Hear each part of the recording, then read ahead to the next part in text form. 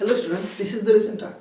आज की क्लास में हम बात करेंगे इलेक्ट्रॉनिक कॉन्फ़िगरेशन कि किसी भी एलिमेंट का इलेक्ट्रॉनिक कॉन्फ़िगरेशन कैसे लिखा जाता है। तो देखिएगा, इलेक्ट्रॉनिक कॉन्फ़िगरेशन हम किसी भी एलिमेंट का लिखने से पहले हमें एक रूल पढ़ाना होता है। सिंपल सा रूल है, ऑफ बो प्रिंसिपल। तो सुनिएगा, वो ऑफ बो प्रिंसिपल कहता क्या है। ऑफ बो प्रिंसिपल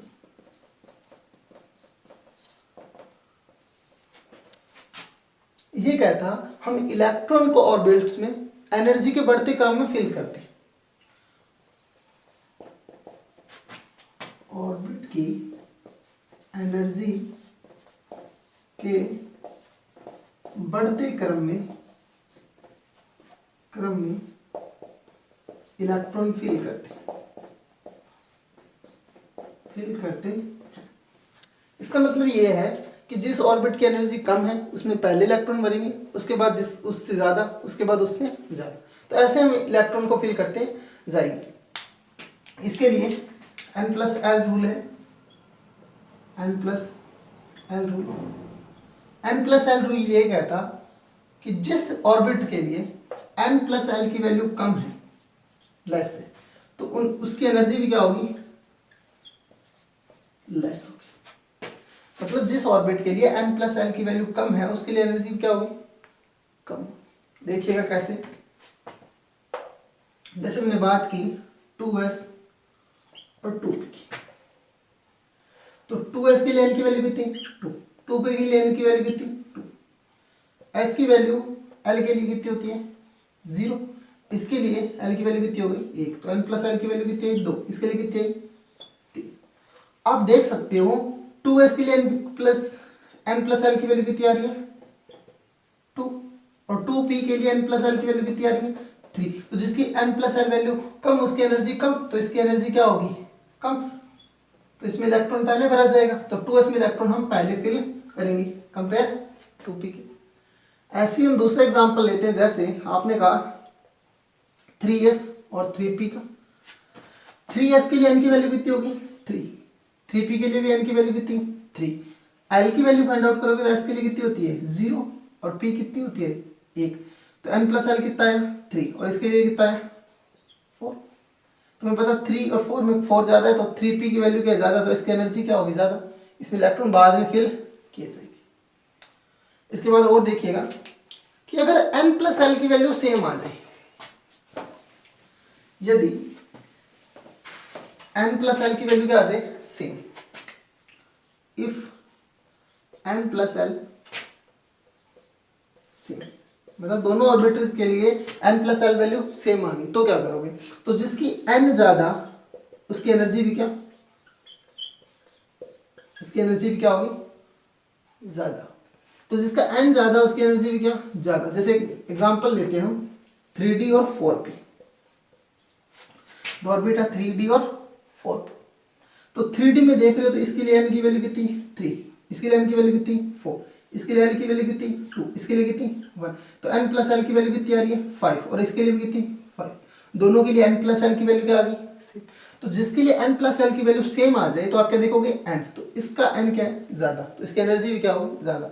मतलब 4p की एनर्जी ज्यादा है, और इसमें हम इलेक्ट्रॉन बाद में फिल करेंगे। ये सिंपल सा ऑफ बो प्रिंसिपल था, n+l रूल था, जो कि आपको इलेक्ट्रॉन को फिल करते समय याद रखना।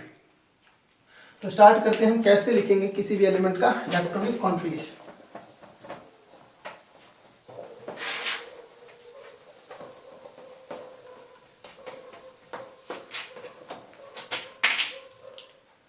तो सबसे पहले हमें इलेक्ट्रॉन भरना होता है 1s में, then 2s, 2p, 3s, 3p, 3d, 4s, 4p, 4d, 4f, 5s, 5p, 5d, 5f, 6s, 6p, 6d, इसके आगे भी होते हैं 7s, 7p। आपका सिंपल सा ये क्वेश्चन आएगा, क्या सिर्फ 1s बनता है, 1p नहीं बन सकता, नहीं, तो 1p नहीं बनता। क्यों नहीं बनता, ये आपको सिंपल से एक बात याद रखनी है कि जो n आप जानते हो हम कहते हैं एन प्रिंसिपल क्वांटम नंबर को, प्रिंसिपल क्वांटम नंबर, और एल होता है एज़ोमुथल क्वांटम नंबर। एन और एल की वैल्यू कभी भी सेम नहीं हो सकती, और एल की वैल्यू जो होगी वो हमेशा एन से क्या होगी, कम होगी। ठीक है, तो इसी प्रकार 1p नहीं बन सकता, 2d नहीं बन सकता, 3f नहीं बन सकता, तो ये आपको कारण सिंपल मिल सकता है। ठीक है, अब हमें ये देखना है कि किस में हम इलेक्ट्रॉन को पहले फिल करेंगे, किस में बाद। तो आपको ये याद रखना है, जैसे देखिएगा सबसे पहले हम 1s में भरेंगे, then 2s, then 2p 3s, 3p 4s, 3d 4p 5s, 4d 5p 6s, 4f 5d 6p 7s, 5f 4d और 7p। कैसे भरे हमने, सुनिएगा। हमने बोला जिस ऑर्बिट के लिए n प्लस एल वैल्यू ज़्यादा उसकी एनर्जी ज़्यादा, उसमें इलेक्ट्रॉन बाद में भरेंगे। अगर हमने 1s और 2s की बात करें तो 1s और 2s में किसकी एनर्जी ज़्यादा, अभी हमने पीछे निकाला था 2s की एनर्जी ज़्यादा, तो 2s में एनर्जी ज़्यादा, तो इसमें हम इलेक्ट्रॉन बाद में फिल करेंगे। 2s और 2p में कंपेयर करें तो 2p की एनर्जी ज़्यादा है, इसलिए हम 2p में बाद में भरेंगे। फिर 3s की एनर्जी, फिर 3p की, फिर 3d और 4s। आप देख सकते हो इसमें हम 4s में पहले भरेंगे, आप n प्लस एल रूल निकालना, जिसकी एनर्जी ज़्यादा होगी उसमें इलेक्ट्रॉन बाद में भरेंगे। तो 3d, फिर 4p भी निकाला हमने, देन 4p के बाद देखो 5s, 5s के बाद में 4d, 4d के बाद में 5p, 5p के बाद में 6s, और 6s के बाद में 4f, 4f के बाद में 5d, 5d के बाद में 6p, और 6p के बाद में 7s। ऐसे आगे भी चलता रहेगा, बट इतना है, आपने इतना आपको याद रखना है। याद भी नहीं रखना, बस सिंपल सा ये याद रखना है कि 1s 1p क्यों नहीं होता, ये आपको पता लग गया कि n प्लस एल की वैल्यू कभी भी सेम, या l की वैल्यू कभी n से ज़्यादा नहीं हो सकती। तो ये आपको हमेशा याद रहना चाहिए, आप इसको याद रख लो, फिर भी आपका काम हो जाएगा। ठीक, तो चलिए अब लिखते हैं एलिमेंट, डिफरेंट एलिमेंट के इलेक्ट्रॉनिक कॉन्फ़िगरेशन। अब इसमें भी आपको एक बात और याद रखनी है कि s सब शेल में हम मैक्सिमम 2 इलेक्ट्रॉन को फिल कर सकते हैं, p सब शेल में हम मैक्सिमम 6 इलेक्ट्रॉन को फिल कर सकते हैं, d में मैक्सिमम हम 10 इलेक्ट्रॉन को फिल कर सकते हैं, और f में हम मैक्सिमम 14 इलेक्ट्रॉन को फिल कर सकते हैं। s में मैक्सिमम 2, p में 6, d में 10 और f में 14। ओके, तो ये हमारा सब कुछ हुआ, इसको आपको याद रखना है। ठीक है, तो चलिए शुरू करते हैं लिखना डिफरेंट एलिमेंट के electronic configuration.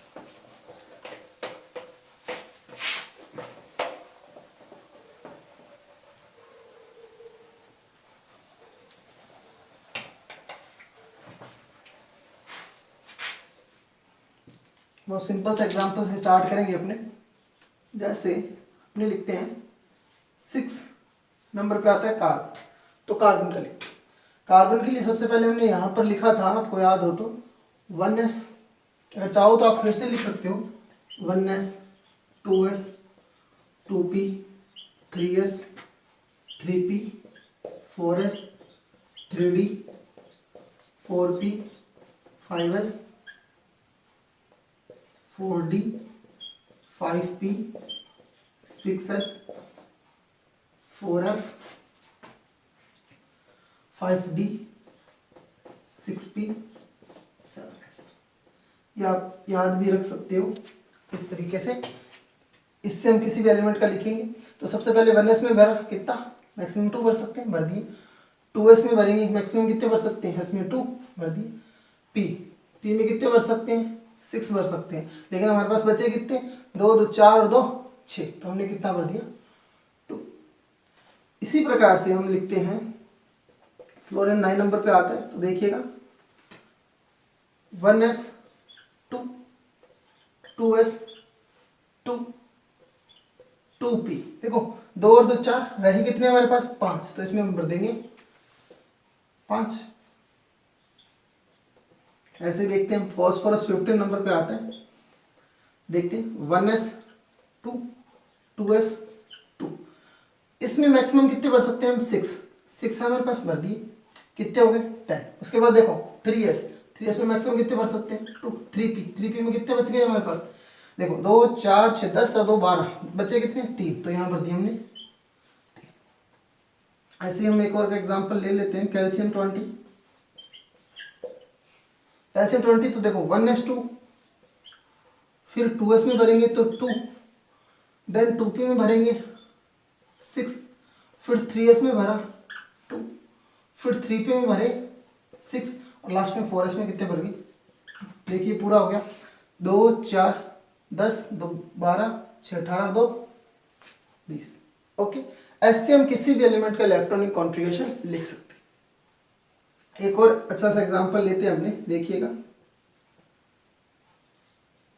Fe26।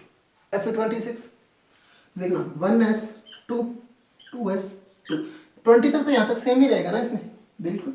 1s2 2s2 2p6 3s2 3p6 4s2, फिर 3d में मैक्सिमम कितने भर सकते थे हमने?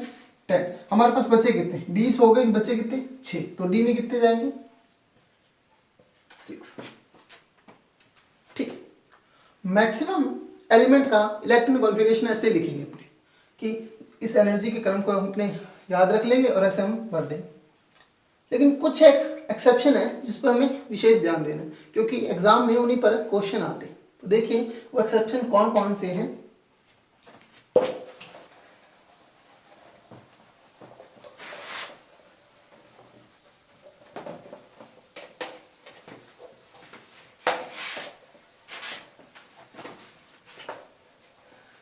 रफ कर दिया यहाँ से, अब आपको याद हो गया होगा। क्रोमियम 24, क्रोमियम 24 में कैसे भर सकते हो? 1s2 2s2 2p6 3s2 3p6 4s2 and 3d4। n+l rule तो ये कहता है कि हमें ऐसे ही भरना चाहिए, बट ये हम भर देते हैं तो क्या हो जाएगा? गलत। क्यों हो जाएगा? क्योंकि 1s2 2s2 2p6 3s2 3p6 4s1 और 3d5, ये इसका करेक्ट इलेक्ट्रॉनिक कॉन्फ़िगरेशन। आखिर ये चेंजेस आया कैसे? तो इसका रीजन है, जैसे हमने आपको बताया, s मैक्सिमम कितने भर सकते हैं? 2। p में मैक्सिमम कितने भर सकते हैं? 6। और d में कितने मैक्सिमम भर सकते हैं? 10। और f में भर सकते हैं मैक्सिमम 40।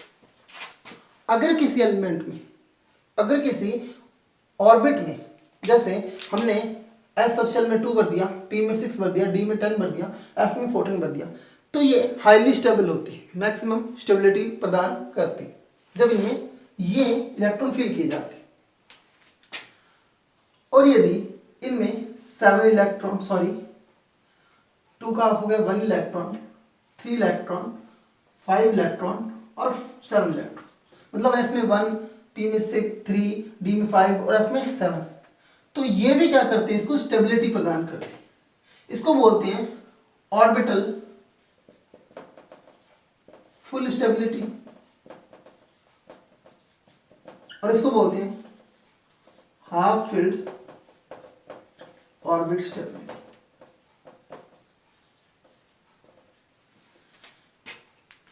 जिस ऑर्बिट में पूरा भरा हुआ है, ऑर्बिट जो पूरा भरा हुआ है उसको क्या होगा? मैक्सिमम स्टेबल होगा। लेकिन अगर वो हाफ फिल्ड भी है वो भी क्या होगा? स्टेबल। तो इसको स्टेबिलिटी देने के लिए देखो डी में पहले कितने थे? 4, अगर मैं इसमें 5 देता हूं तो इसको हाफ फील्ड ऑर्बिटल की स्टेबिलिटी मिल जाती है। इस हाफ फील्ड ऑर्बिटल की स्टेबिलिटी के कारण डी में 5, और इसको देखो ये भी हाफ हो गया, ये भी क्या हो गया? हाफ। तो अगर इससे रीजन पूछे ना आपसे कोई कि इसका रीजन क्या है, तो एस और डी दोनों हाफ हाफ फील्ड है, तो हाफ फील्ड ऑर्बिटल स्टेबिलिटी के कारण। ऐसे हम एक और एग्जांपल लेते हैं, जैसे कॉपर 29। कॉपर 29 का लिखोगे तो ऐसे लिखोगे 1s2 2s2 2p6 3s2 3p6 4s2 3d9, जो कि क्या हो जाएगा? गलत।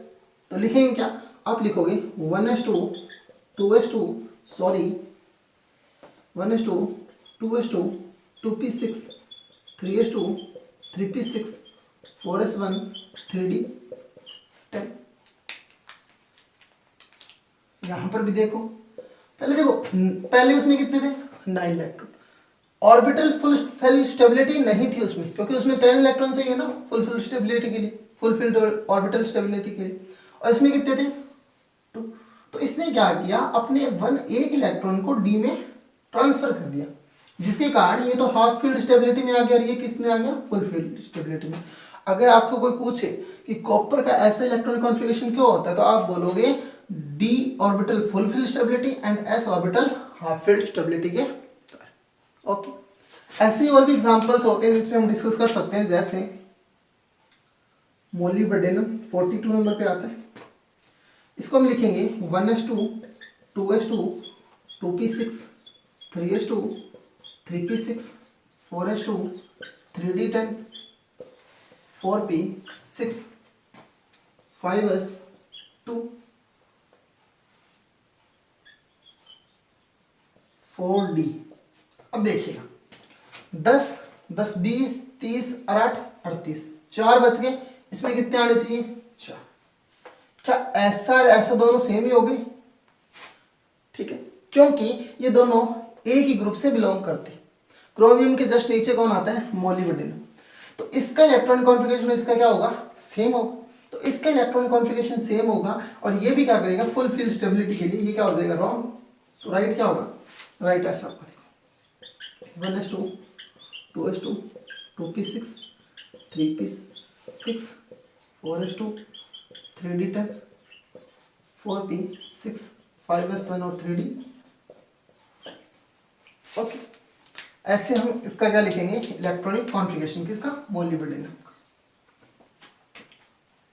ऐसे हम एक और एग्जांपल बता देंगे आपको, जैसे बहुत ज्यादा बार पूछे जाने वाला एग्जांपल है गैडोलीनियम 64 नंबर पे आता है।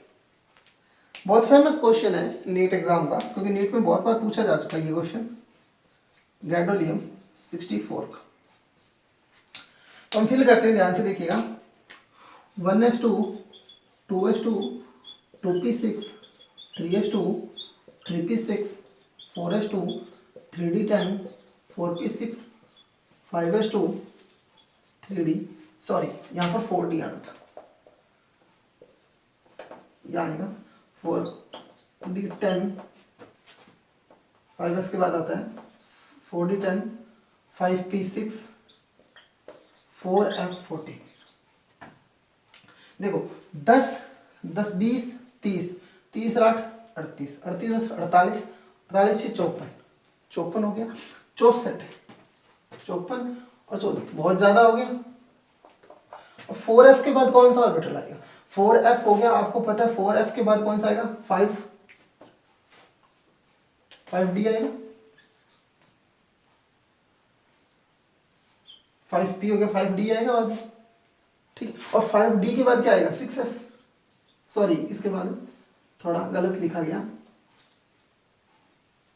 5p के बाद आता है 6s, सॉरी 5p 6s, फिर आएगा 4f, फिर आएगा 5d, ऐसा है, ठीक है। तो आपने कितने भरे, 10 10 20 30 8 38 48 54 54 2 56, ठीक है। अब कहते तो क्या है कि इसमें हम 8 भर दें, खत्म हुई बात, क्योंकि इसमें जैसे ही 8 भरेंगे यहां तक 64 कंप्लीट हो जाएंगे, लेकिन ऐसा नहीं देखने को मिलता। हम ये देखते हैं कि SF जो ऑर्बिटल है, इस 4f ऑर्बिटल में 7 इलेक्ट्रॉन आते हैं और लास्ट d में कितना आता है, 1 इलेक्ट्रॉन।